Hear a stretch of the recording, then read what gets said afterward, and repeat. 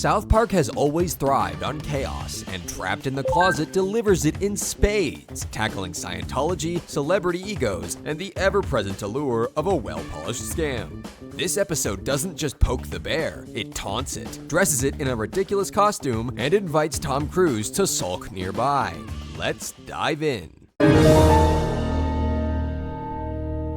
The episode begins innocently enough, with the boys playing a game of laser tag with nothing else to do and wanting to make the most of their Saturday. Stan, on the other hand, wants to do something fun that's free, since he's been saving up to get a bike for himself. Now, unfortunately for him, Cartman doesn't give a crap about the fellas and heads off to spend away. Well, I can't spend any money. Okay, be a Jew. We're gonna go play laser tag. Yeah, see ya!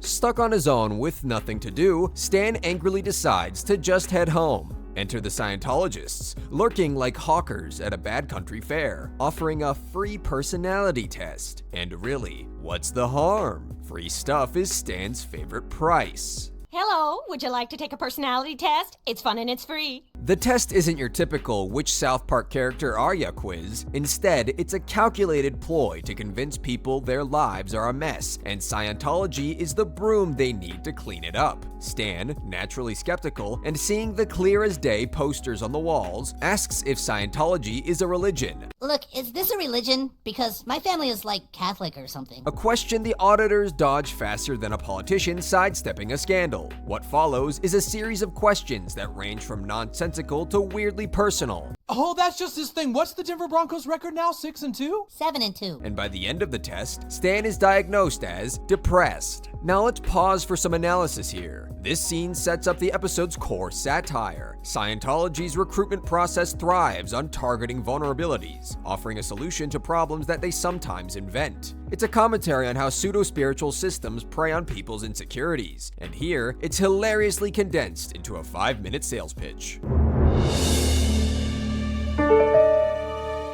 Back at home, Stan speaks up during dinner about how he's depressed. Stanley, you haven't touched your food. What's the matter with you? I'm totally depressed. Did he know he was depressed before the Scientologist told him he is? Nope. Does he feel depressed? Nope. Does anyone question this for even a second? Also, nope. His dad Randy doesn't even bat an eye at the claims of depression, but when Stan asks for $240 to pay for the Scientology self-help program, he instantly states it's a scam and tells Stan he can pay with his bike money if he really needs this. Well, if you really think your life is so bad, Stan, why don't you take what you have out of your bicycle savings? On one hand, kinda harsh. On the other, dude's not wrong. This scene adds another layer to the satire. Stan's claim of depression going completely unquestioned highlights how easy it can be to manipulate good intentions when mental health becomes a shield. In this particular case, with the Church of Scientology convincing people that theirs is messed up and that they need the church to fix it. Randy's dismissive attitude, a classic South Park trope, contrasts sharply with the serious undertones of Stan's supposed crisis. After coughing up his bike money, Stan's allowed to his first auditing session, and things go nuclear fast. Holding on to the church's mysterious cans, which, let's be honest, look suspiciously like rejected soda prototypes, which are supposedly an e-meter, Stan answers deeply personal questions, while an auditor calculates his thetan levels. Huh, that's strange. What? The results? Over 9,000! Oh, excuse me. Wrong franchise. The Scientologists react as if Oppenheimer just rose from the grave and dropped a new WMD. Oh, that sounds pretty reasonable. Okay. Mike, I need to talk to you. Excuse me, sir, I'll be right back. If you enjoyed the episode so far, feel free to like the video and subscribe to this channel. The president of Scientology himself rushes to the Marsh house with a bombshell announcement. Stan is the reincarnation of L. Ron Hubbard, the church's founder, and a man whose greatest legacy is arguably this episode. Our prophet has returned. Here's where the show digs into the absurd. The idea that an 8-year-old could shoulder the mantle of a controversial figure like Hubbard is ridiculous, but it mirrors the blind reverence some followers show for charismatic leaders. The show uses Stan's bewilderment as a stand-in for the audience's incredulity, drawing humor from the sheer audacity of the situation.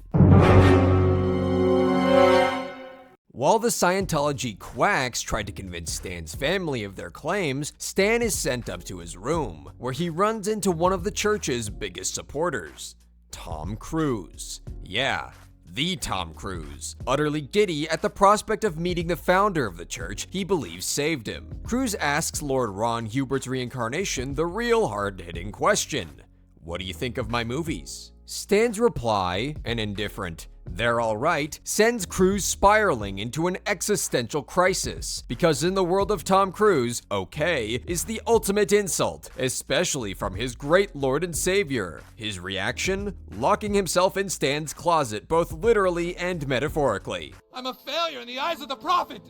Ah! Hey! Dude, I'm sorry, I didn't mean it. This is where the episode introduces one of its most iconic running gags. Tom Cruise won't come out of the closet. It's a brilliantly layered joke, riffing on Cruise's real-life controversies while keeping the humor absurd enough to remain accessible. On top of that, it highlights the fact that not even the best, and supposedly brightest, are safe from the manipulations of cults like this. If anything, they're the easiest to twist, as the cult ideals make them believe that all success they achieve can be easily attributed to this infinitely magnanimous group. While the town obsesses over Tom Cruise's closet tantrum, Stan is brought down to have a talk with the head of Scientology to get an exclusive sneak peek behind the Scientology curtain. The president shares the church's secret doctrine, unveiling the Xenu story. Picture this: millions of years ago, an evil intergalactic overlord named Xenu rounded up aliens, brought them to Earth, and obliterated them with hydrogen bombs in volcanoes. Their tortured souls, or thetans, now haunt humanity. It's a sci-fi epic that would make George Lucas jealous if he was a 12-year-old. And the show underscores its ridiculousness with a bold disclaimer at the bottom of the screen saying, "This is what Scientologists actually believe." Somehow, fully convinced by the end of the story, Stan is informed that he has to write a new doctrine of Scientology, carrying on L. Ron Hubbard's legacy. The humor here comes from the contrast between the grandiosity of the Xenu mythos and the matter-of-fact delivery, as well as Stan's instant acceptance, of course. The scene mocks not just the story, but also the willingness of the followers to accept such narratives without question. At the same time, up in Stan's bedroom, the celebrity closet crisis escalates. The town and church's efforts to coax Cruise out of the closet now involve John Travolta, Nicole Kidman, and, most hilariously, R. Kelly. I've been asked to come up here, get you both out of the closet. Kelly narrates the debacle with his signature trapped in the closet musical style. Complete with the dramatic gestures and, of course, a gun. So I pull out my gun. Oh! I'm gonna give you count to 3 to open this closet door. The celebrity parody reaches its peak absurdity here, with Travolta also ending up in the closet alongside Cruise. Okay, but no tricks. No tricks. It's a hilarious commentary on how Hollywood egos often clash with reality, amplified by the sheer randomness of R. Kelly's involvement. It's not exactly a direct dig at Scientology, although it certainly is one at how most famous followers are pretty much the weirdest as well. And that pretty much speaks for itself, as you can see.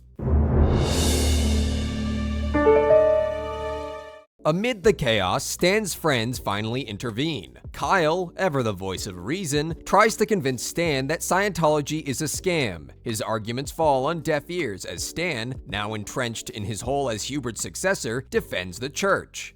Look, Stan, we're really getting concerned about this cult you're getting into.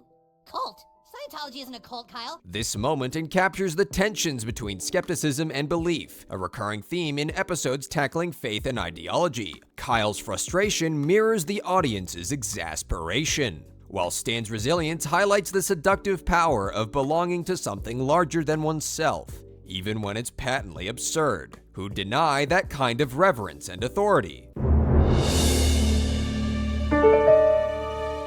As Stan embraces his new role as the new L. Ron Hubbard, the president of Scientology pressures him to write a fresh doctrine for the church. But when it comes to inventing religious text, Stan finds himself in over his head. Funnily enough, the ridiculous additions he makes to the Xenu lore aren't questioned for even a second, but then he reveals the idea that utterly scandalizes the church's head: free membership. That's right, Stan proposes a paywall-free Scientology, a revolutionary idea that threatens the foundation of the entire operation. The president, who clearly didn't anticipate this level of disruption from an 8-year-old, panics and reveals the ugly truth: Scientology is a scam. That's how a scam works. But this is a scam on a global scale. Do you fucking get me now? Who would have guessed it? Am I right? This revelation is pivotal, not just for Stan, but for the audience. While the humor comes from the president admitting the scam so nonchalantly, the satire cuts deep. South Park lays bare the commercialization of faith and the manipulation of trust, using Stan's naive honesty as a foil to the church's corporate greed. The head honcho knows this whole thing is hogwash, but just like his followers, only care about being a part of something bigger. He only cares about his fat stacks of cash, stacks which he offers to share with Stan, revealing that they'll make $3 million if he just goes outside and reads out his new doctrine. And it seems like Stan's on board upon seeing all those dollar signs in his future. Once he steps outside and begins to read his doctrine though, Stan falters upon seeing the faces of all these devoted followers who truly believe in him. Instead of delivering a rewritten gospel, he declares Scientology for what it is, a big fat scam, and tries to rally them to better their own lives. Sometimes we want to know the answer so badly that we believe just about anything. Huh? The crowd's reaction? Fury. Decades of indoctrination don't just vanish because an 8-year-old calls them out.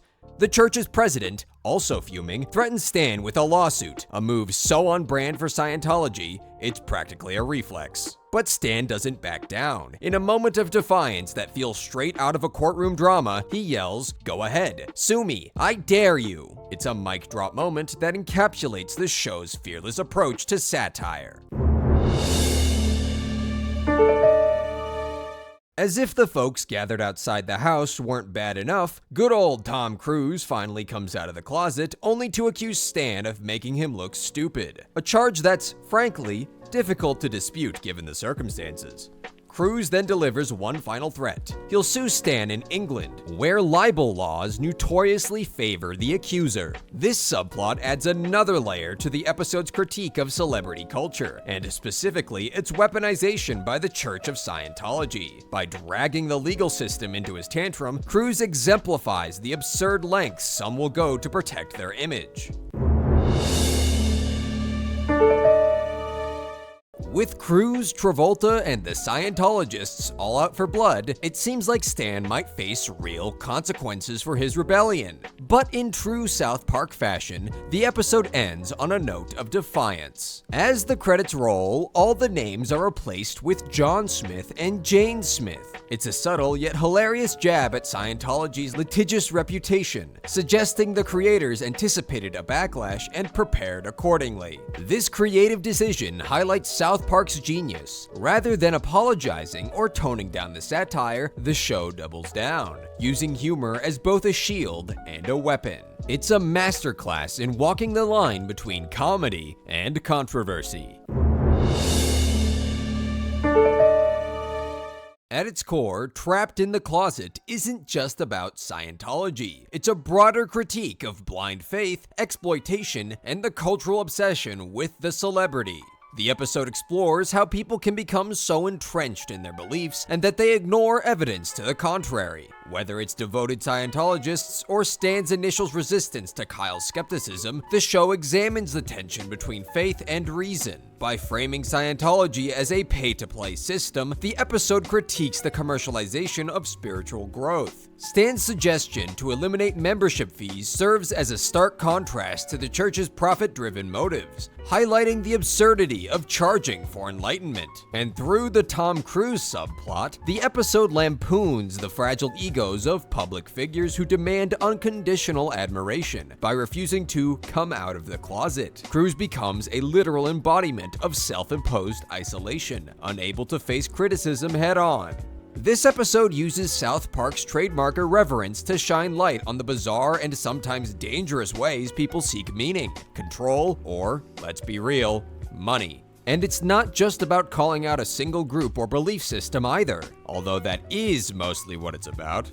Matt and Trey take it a step further, asking us to question why we cling to certain ideas or why we let others exploit those ideas for personal gain. Whether it's the allure of being a part of something bigger or the need to protect our own egos at all costs, the episode reminds us that the real absurdity often lies within ourselves. So, the next time someone offers you a free personality test, maybe save your money and your bike. Thanks for watching. Don't forget to like and subscribe and ring that channel notification bell for any of the latest uploads. See ya on the next episode, fellas.